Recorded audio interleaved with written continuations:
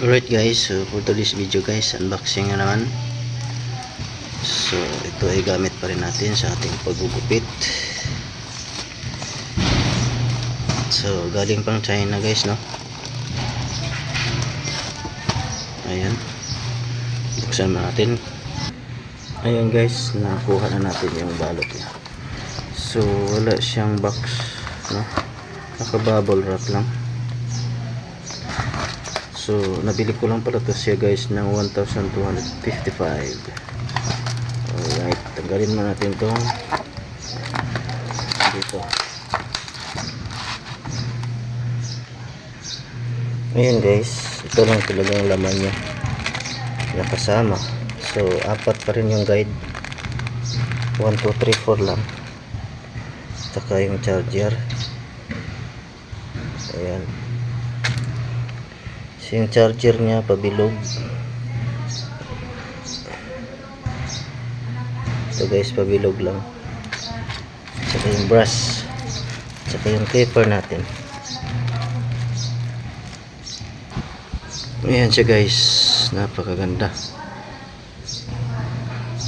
Kami ang brand guys. So magnetic motor, no? Yan ang nagustuhan ko na talaga dito. Basta magnetic motor guys, pang matagalan yan. Kahit ilan pang dynamo motor ay compare mo dyan, mas maganda pa rin to.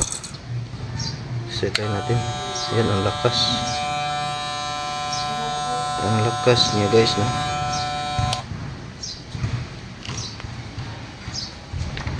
Malakas ang kanyang motor. So medyo tipid lang siya guys, no? Tipid lang siya kasi wala siyang charger, cable lang. So feed bleed, maganda na rin yung kanyang bleed, no? Pero mas maganda pa rin yung sa mid-show.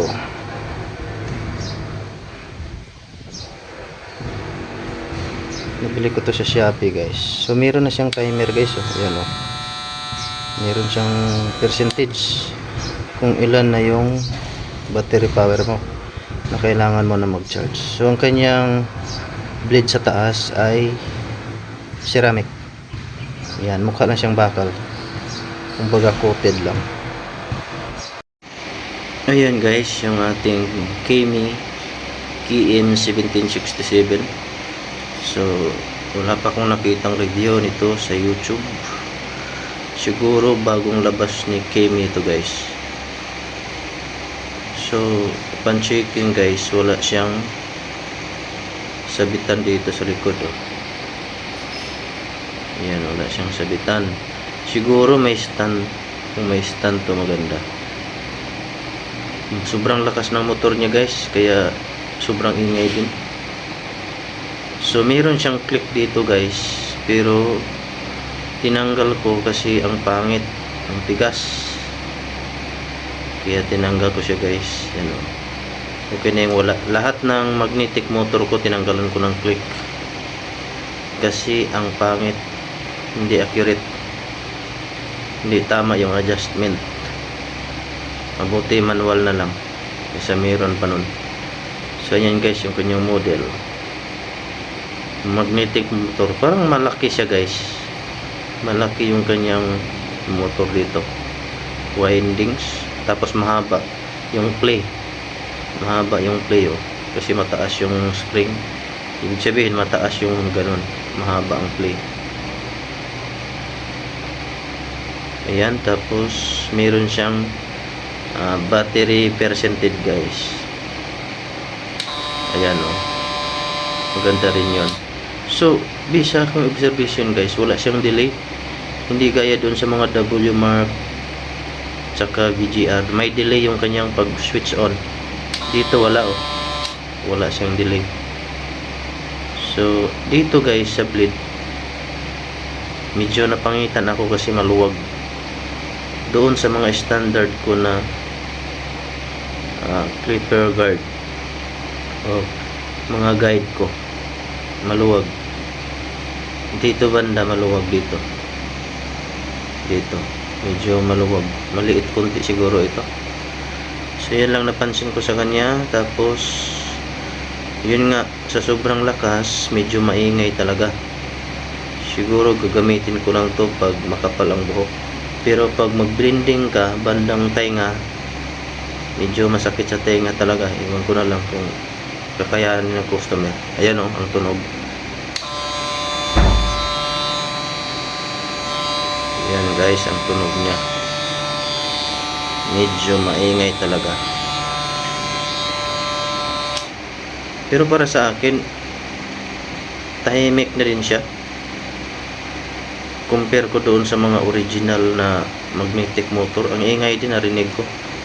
Sobrang ingay din sa kanila. Kasi sobrang lakas ng motor din. Parang lagpas 10,000 RPM na yata.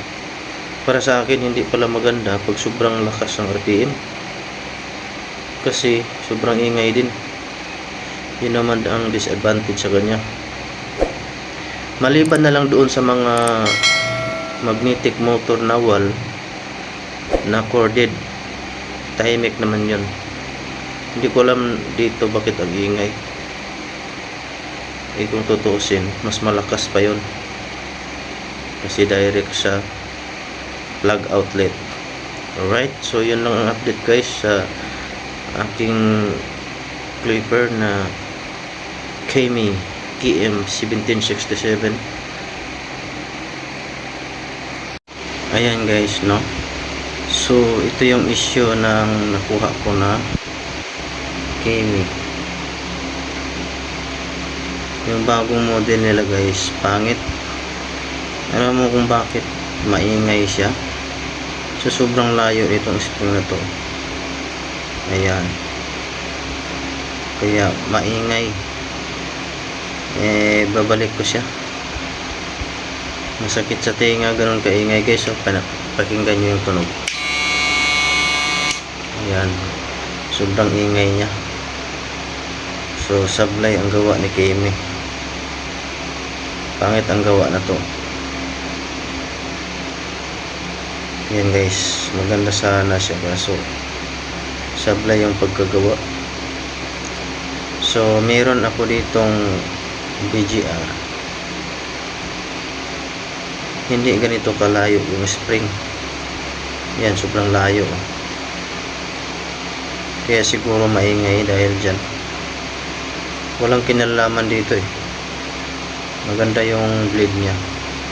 Dito lang talaga nagkatalo siguro sa spring. So plan ko siya i-return. Ayan siya guys, no, yung ating Kemi.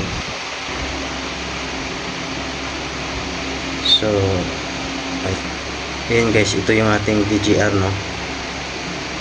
Ayan, so kung titingnan nyo dyan sa logo, maiksi lang kanyang spring, kaya hindi siya nag-iingay, hindi ganun kaingay.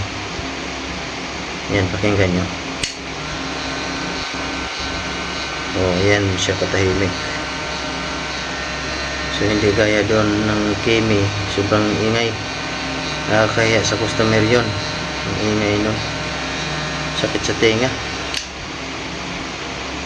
So yun ang issue niya. Sablay yung gawa ni Kemi, sobrang ingay.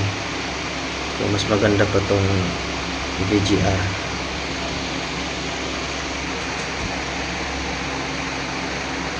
So yun guys, no. So kung bibili kayo nito, ang model pala nito guys ay Kemi KM1767. So nasa inyo na kung bibili kayo. Para sa akin, sobrang ingay siya. Hindi maganda sa customer yun. Sakit sa tenga. Mas maganda pa nga yung mga dynamo, matahimik pa. So alright guys, yan lang ang feedback natin, no. So dalawa pa lang kami na nakapili nito. Hindi ko alam sa una kung anong naramdaman niya sa kanyang Kemi, kung maingay ba o hindi. Para sa akin maingay, kaya balik ko siya, return. Ito na siya guys, pinalitan ko siya ng blade na Mitchell. Ayan, ganda. Mas maganda na siya guys compare doon. Mitchell talaga the best na blade. Nabili ko lang pala tong blade nito guys, ang 455. Ayan, ganda. Medyo naglis yung tunog, pero maingay pa rin. Kasi sobrang lakas pala niya guys, kaya maingay talaga. Yun, sobrang lakas oh. So, meron pa akong napansin sa kanya guys. Parang madali siya malubat.